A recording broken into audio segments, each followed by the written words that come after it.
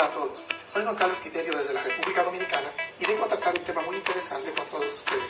Así que antes de comenzar, quiero invitarte a suscribirte a nuestro canal, a activar la campanita de notificaciones y a compartir este interesante material con todos tus amigos y familiares. Comencemos. Nuestro material de hoy: salvación revelada. ¿Cuántos están contentos de estar en la presencia de Dios en esta mañana? Yo quiero hoy hablarles de parte de Dios y quiero introducir comentándoles: es necesario entender que como comisionados que somos de llevar el Santo Evangelio, hay cosas que debemos interiorizar, y es que para poder discernir bien nuestra responsabilidad en esta obra evangelizadora, hay que entender que Dios ha puesto un elemento indispensable. Ese elemento indispensable es la predicación del Evangelio. Dice el apóstol Pablo: porque le plugo a Dios salvar al hombre por medio de la locura de la predicación. No porque el Evangelio sea una locura, no porque el poder de Dios sea una locura, sino porque le parece locura a lo que todavía se pierde. Entonces es necesario saber que es indispensable la predicación. Eso debemos entender inicialmente. Otra cosa que debemos entender es que no es indispensable nuestra presencia para que alguien sea limpiado por el poder de Dios. De que Dios no se va a quedar sentado esperando a que tú o yo nos decidamos a ir a predicar para Él limpiar a una vida necesitada de su presencia y necesitada de su salvación. Entonces, esas tres cosas es bueno que las tengamos claras. Dios no se quedará sentado esperando a que tú te decidas a llevar el mensaje, sino que Él se anticipará a nuestra misión para preparar el camino. Una vida necesitada por Dios no puede esperar a que esta persona que está aquí frente a ustedes tome una decisión con lentitud, con pereza, para ser rescatado y limpiado. Diga conmigo: limpiado por Dios. El día de hoy veremos a un Dios revelando su plan de salvación como nunca antes a lo mejor te lo habías imaginado. Conmigo en esta mañana y visite el libro de los Hechos de los Apóstoles. Hoy veremos a Dios revelando su plan de salvación como nunca nos habíamos imaginado. Hechos 10. Por favor, ábralo conmigo, y si puede leer junto a mí, confírmeme con un amén. Amén. Había en Cesarea un hombre llamado Cornelio, centurión de la compañía llamada la Italiana. Versículo 2. Piadoso, temeroso de Dios con toda su casa, y que hacía muchas limosnas. Diga conmigo: limosnas. Limosna. Al pueblo, y oraba a Dios siempre. Repite eso conmigo: y oraba a Dios siempre.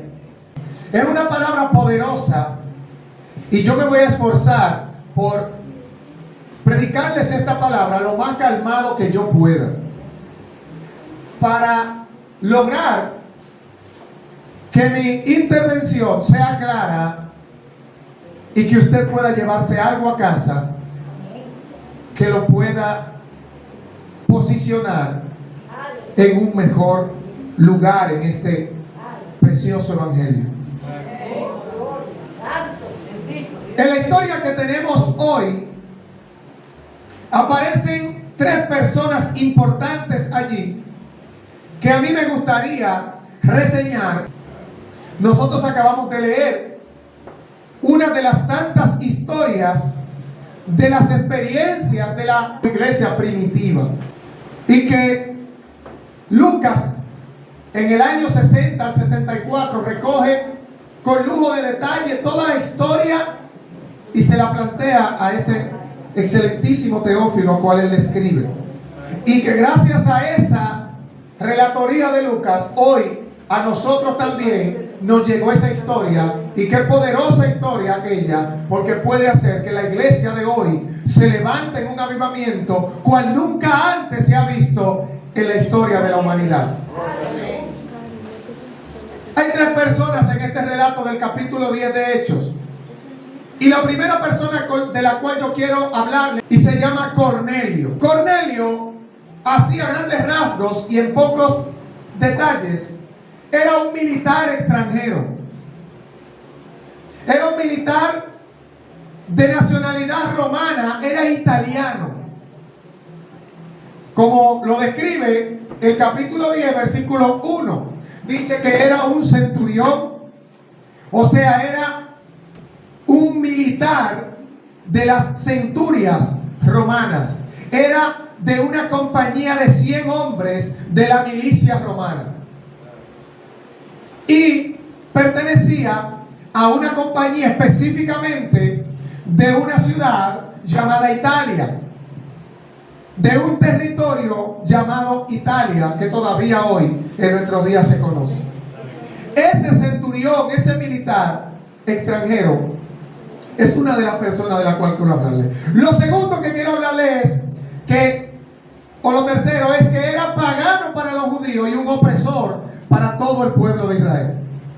Escuche bien esto. Para los judíos, él era pagano. Era pagano.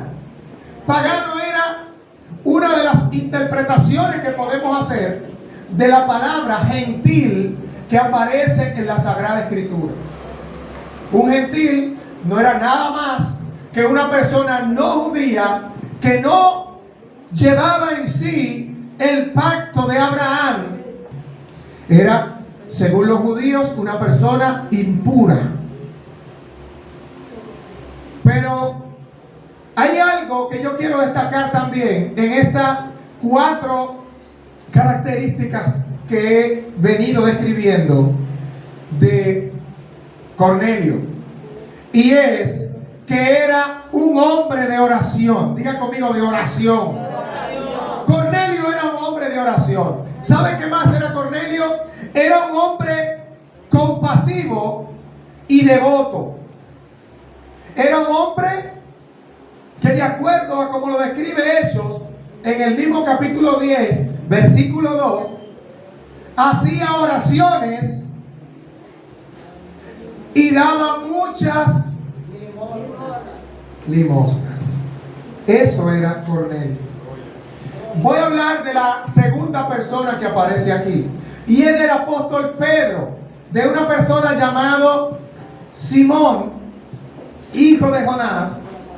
O sea, su padre se llamaba Jonás, y que Jesús puso por sobrenombre Pedro, que significa piedrecita o piedra pequeña. Esta segunda persona de la cual quiero hablarle era un discípulo de Jesús, el cual fue llamado como apóstol para su santo evangelio, de acuerdo a como lo describe Mateo 16:16, donde Jesús le hace un llamado expreso a Pedro a pastorear sus ovejas. Por muchos años fue pastor de la iglesia en Jerusalén y era un hombre de gran honra, al cual el mismo apóstol Pablo estaba ansioso por ir a Jerusalén para conocerlo. Pablo ansiaba llegar a Jerusalén después de su conversión para conocer quién era ese Pedro, porque se había oído y dicho que ese Pedro, a pesar de que tuvo momentos muy difíciles caminando junto al maestro, llegó a caminar por encima del agua, siendo la única persona después de Cristo en hacerlo. Y Pablo ardía por ir a ver a ese hombre y a conocerlo. Ese era Pedro. apóstol y pastor de la iglesia en Jerusalén. Pedro era un hombre del vulgo y sin letras, como lo describiría el libro de los Hechos en su capítulo 4 versículo 13, cuando él y Juan disertaban la palabra con una pericia y con un expertise que deslumbró a los sacerdotes y a los que eran doctores de la ley. Y ellos tuvieron que confesar que esos dos hombres, siendo del vulgo y sin letra, es decir, no estudiados y sin preparación, disertaban con gran destreza. Mire de qué persona estamos hablando. El tercer tópico que quiero abundar de Pedro es que Pedro era un hebreo de hebreos, apegado a su religión de una manera férrea y a una cultura de una forma sumamente fiera. Como todo judío, era sumamente apegado a sus costumbres, a su fe y a sus tradiciones. Como lo deja ver el capítulo 10, versículo 14, el cual nosotros estamos tocando en esta mañana.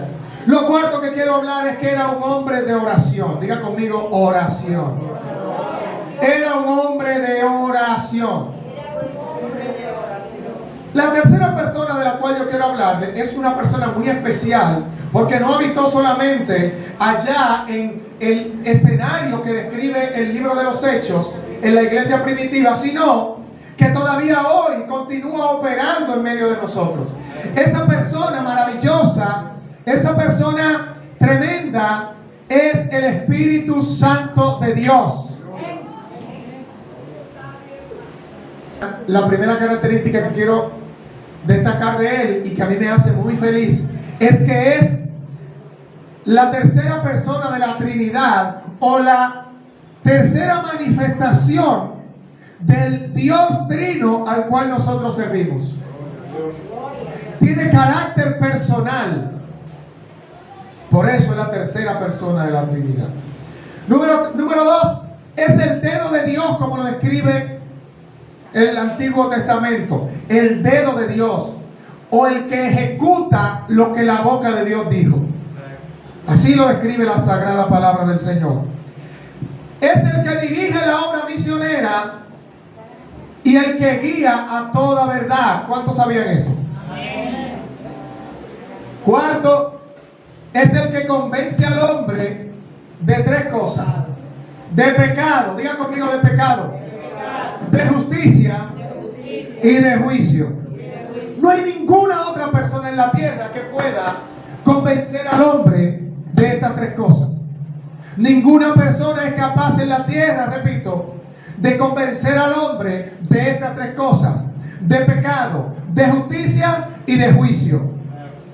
Cosas indispensables para usted acceder a la salvación que Jesús le ofrece de manera gratuita a toda la humanidad por medio de su sacrificio en la cruz. Y número 4, Él es el que revela los secretos del Padre.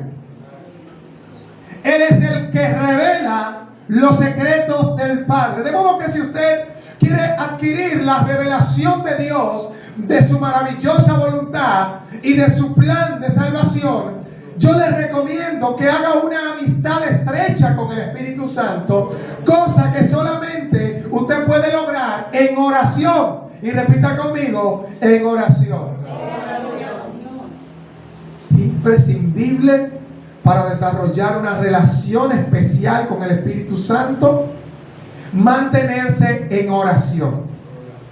Entonces, habiendo hablado de estas tres personas, yo quiero entrar en un aspecto histórico que a usted le puede interesar para conocer más a fondo lo que Cornelio significa en esta historia y lo que Dios pudo hacer con él a través de la obra maravillosa del Espíritu Santo en la obra misionera. Cornelio, como les anticipé, era un centurión romano. Roma era un imperio muy poderoso de la antigüedad, en el cual llegaba a los pueblos y por la fuerza de la espada los tomaba. Regía con vara de hierro y se caracterizó por ser uno de los 3 imperios más poderosos del mundo antiguo, así como uno de los más violentos y de uno de los que aportó más a la civilización del mundo antiguo. Por la fuerza, Roma implantó políticas que todavía hoy son utilizadas. Por la fuerza hizo grandes monumentos, hizo grandes ciudades, erigió grandes edificios y ha sido recordado por todos los tiempos. A ese imperio pertenecía Cornelio, del cual era un soldado. Este imperio comienza en el año 37 antes de Cristo con la captura de Jerusalén y posteriormente de toda Judá. En el año 37 antes de la era cristiana, los romanos emprendieron una excursión a través de la cual sitiaron a Jerusalén, se hicieron dueños de ella, como les decía, por la fuerza, y luego que tomaron a Jerusalén, se hicieron dueños de toda Judea, convirtiéndola en una de sus tantas provincias en esa región de Asia, en Medio Oriente. Pero no se queda ahí. Ellos fundan o instauran una gran ciudad marítima, la cual se llamaba Cesarea, del cual era aquel centurión romano. El nombre de César le pusieron Cesarea a aquella gran ciudad. De allí era Cornelio. Cornelio, de acuerdo a lo que el capítulo describe, era un hombre piadoso, era un hombre que hacía oraciones, que aunque no era cristiano, quiero que usted anote eso por ahí. Cornelio no era un hombre cristiano, pero por alguna razón había conocido al Dios de Israel, y por conocer a un Dios tan sublime, hubo fe en su corazón. La palabra de Dios enseña que la fe viene por el oír. Él había escuchado del Dios de Israel y a él le pareció que allí había una oportunidad para él redimir sus pecados, quitar la violencia que había aprendido en su lugar de origen y ser salvo a través de la fe en ese Dios. Pero no era cristiano. Al igual que en este tiempo muchas personas tienen conocimientos de oídas acerca del Dios al que nosotros le servimos, sin embargo todavía no le ha amanecido, no ha hecho una confesión y no practica la fe.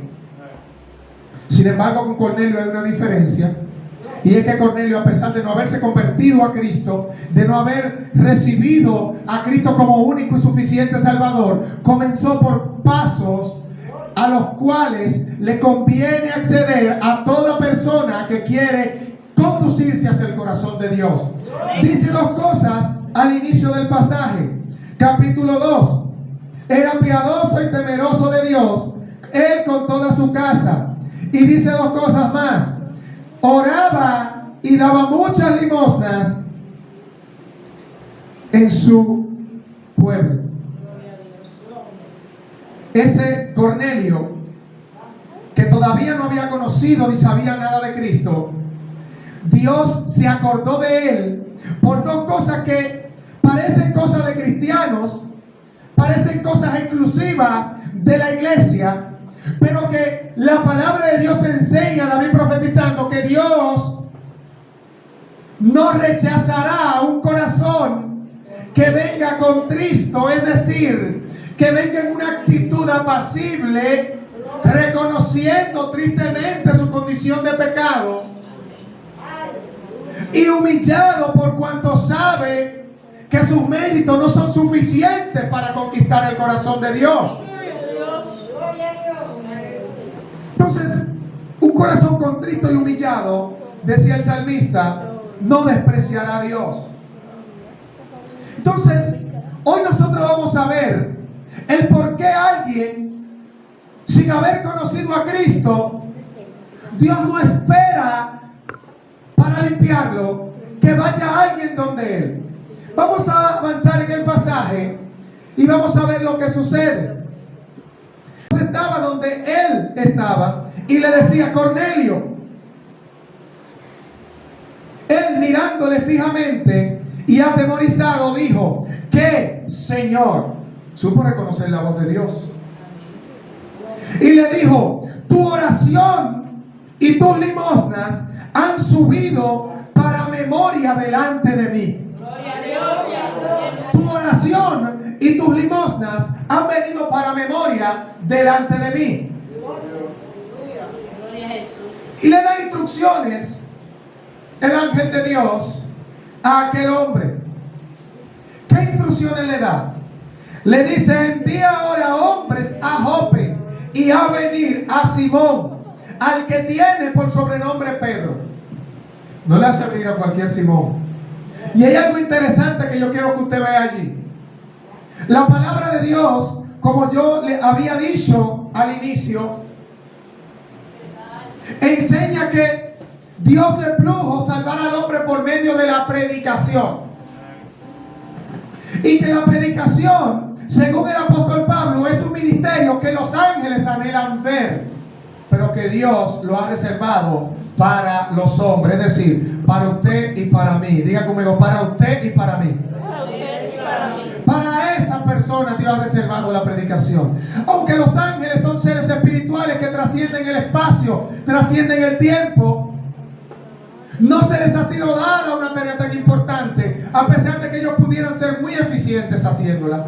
Porque en menos de horas pueden evangelizar ciudades completas, continentes enteros, por poder movilizarse de un lugar a otro de una manera rápida.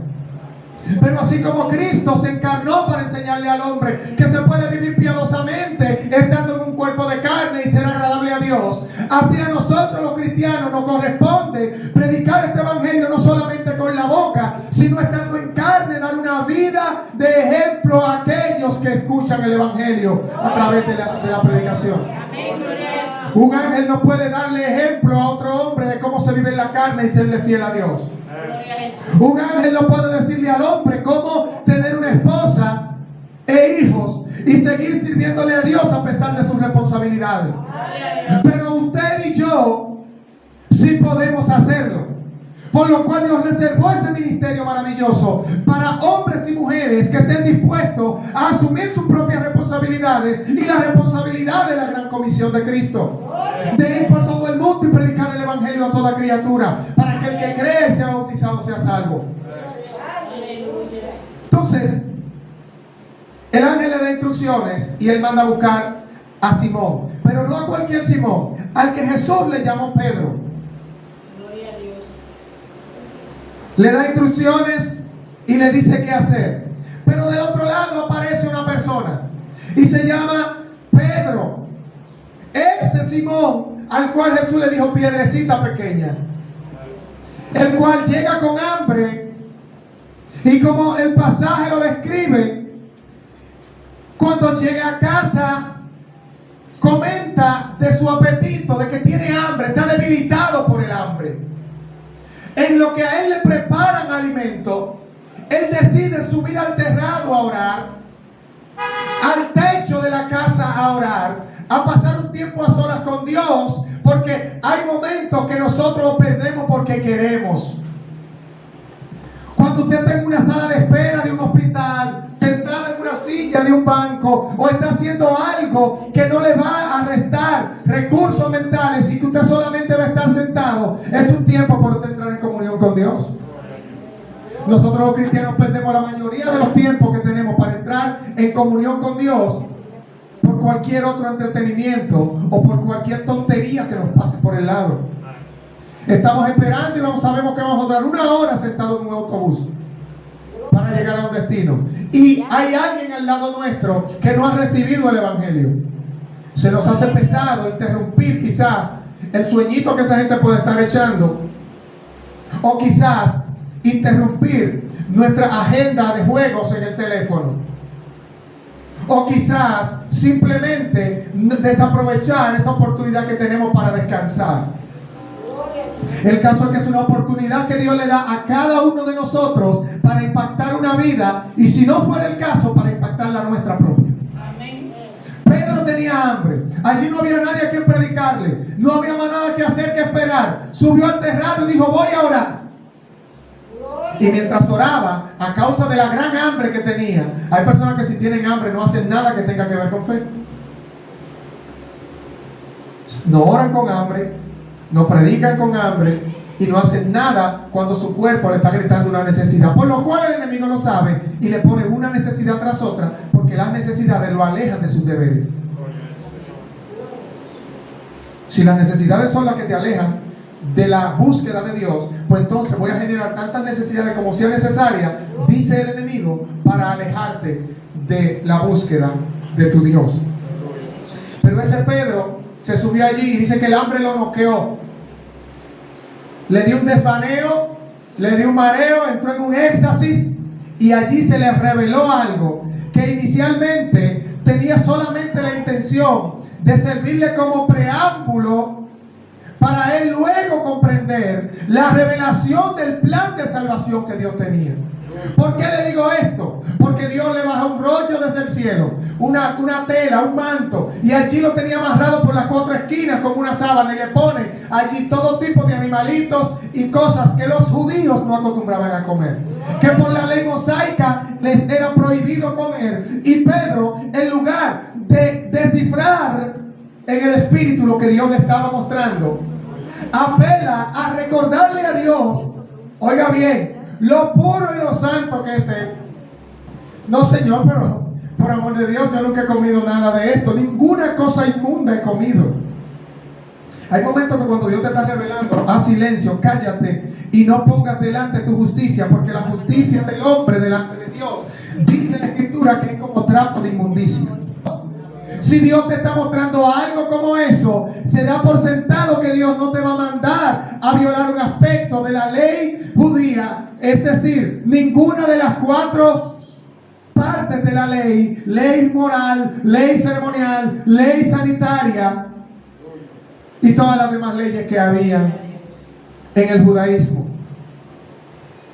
El caso es que Pedro decide darle una charla a Dios de qué cosas no se deben comer. Y allí Dios lo despierta y le habla audiblemente diciéndole: te van a venir a buscar dos hombres, no rehuses en ir con ellos. Habiendo terminado el ángel de orar, aparecen los hombres, le dicen a Pedro lo que había aparecido. Cuando vemos la historia nos damos cuenta que fueron las instrucciones de Cornelio que mandó a buscar a Pedro para hacer lo que Dios no le permitió al ángel que hiciera, que era: Él te dirá qué hacer. Diga conmigo: salvación por revelación. Salvación mediante una revelación a dos hombres, los cuales Dios trató por separado con cada uno de ellos. El uno era una persona inconversa, pero con grandes actitudes para la piedad. El otro era un hombre seriamente comprometido con Dios, pero que no entendía la revelación. Pero tenían una cosa en común esos dos hombres, y era la oración. La oración es el poder que puede hacer que nosotros conectemos con la persona idónea que tiene la necesidad para predicar de manera puntual y tener éxito en la misión. Si nosotros salimos por ahí a nuestro antojo, a como nosotros decidamos, probablemente nuestros resultados sean nulos. Diga conmigo: nulos. Y allí sucedieron dos cosas.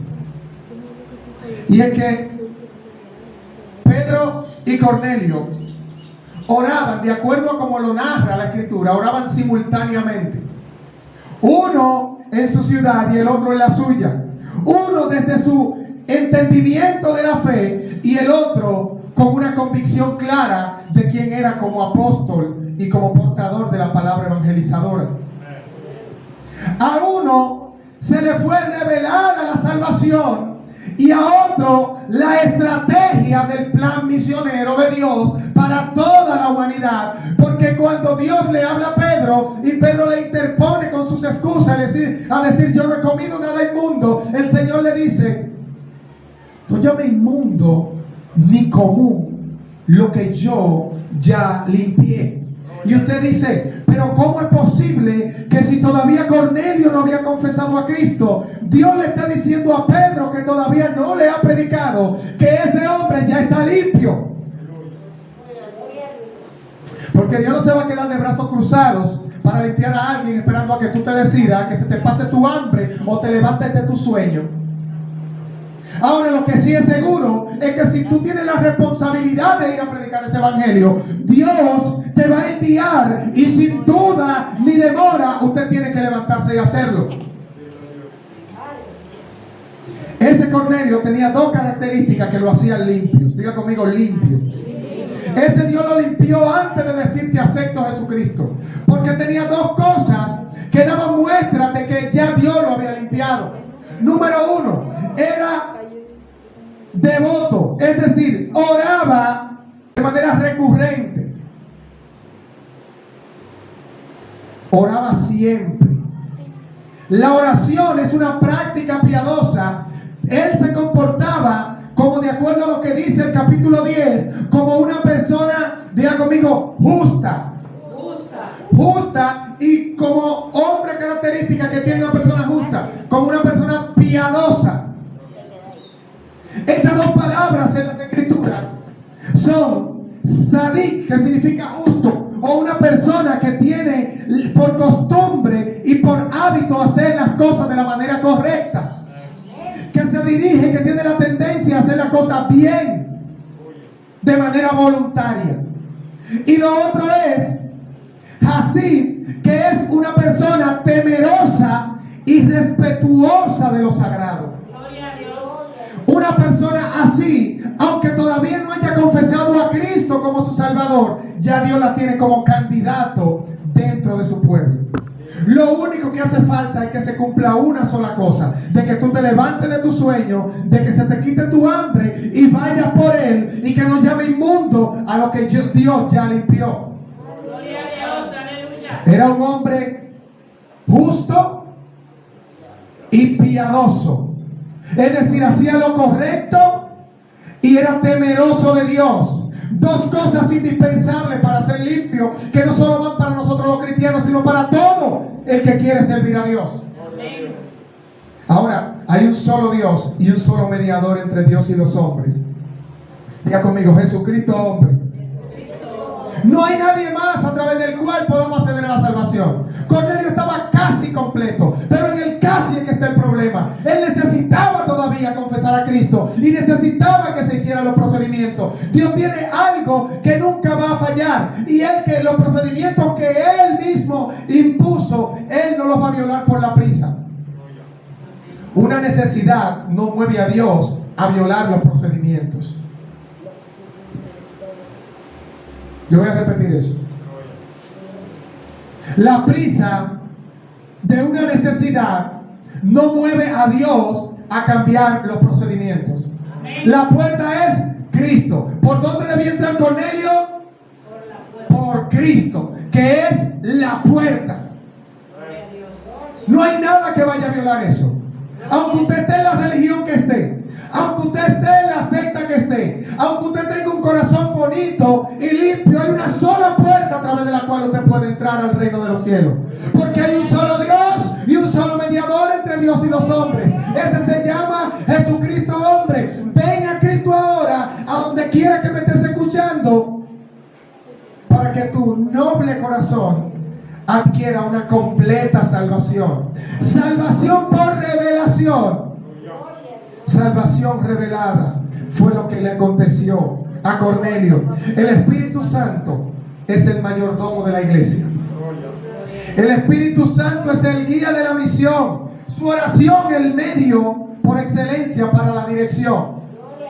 Y Cristo y su mensaje, el secreto mejor guardado, y Él hoy lo revela a la iglesia. Salvación revelada. Oremos por esas personas que están allá afuera hoy. Puesto en pie, levantamos un clamor en esta mañana para que todo aquel tenga un corazón quebrado, un corazón herido, un corazón perdonador o un corazón agresivo, que si necesita a Cristo, que sea el Espíritu Santo quien prepare ese corazón para una salvación reveladora del poder y el plan de Dios. Padre, en el nombre de Jesús.